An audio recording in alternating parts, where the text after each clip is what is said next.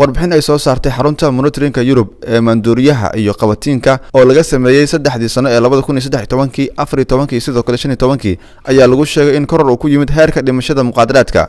xarunta monitorinka Europe ee maandooriyaha oo xaruntiisu tahay Lisbon ayaa sheegtay in heerka dhimashada maandooriyuhu uu kordhay 6% iyadoo laga diiwaangeliyay 4441 xaalad geeri ah sanadkii 2015 taas oo ka dhignayd in sanadkii saddexaad oo xiriir ah koror uu ku yimid heerka dhimashada maandooriyaha ee Europe. macluumaadkii ugu dambeeyay ee xarunta soo gaaraya ayaa sheegaya in sida ay Reuters qortay in xaaladaha geerida uu koror ku yimid marka loo barbar dhigo xaaladaha geerida ee sanadkii 2014 oo ahayd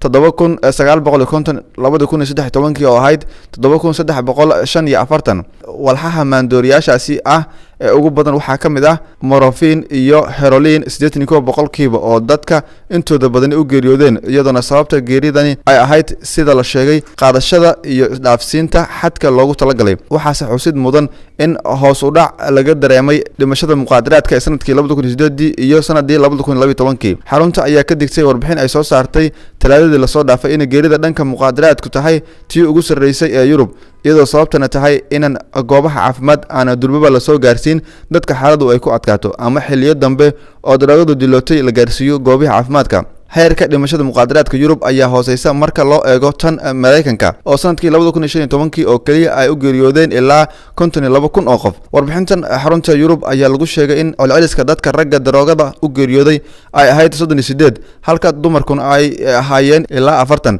boqortooyada Ingiriiska ayaa kaalinta koowaad ah iyadoo tirada dadka muqaadaraadka u dhintay ay gaarayeen 2655 sanadkii 2015 halka dalka Jarmalka uu kaalinta labaad ku jiro iyadoo ay geeriyoodeen muqaadaraadka ilaa 1226 qof.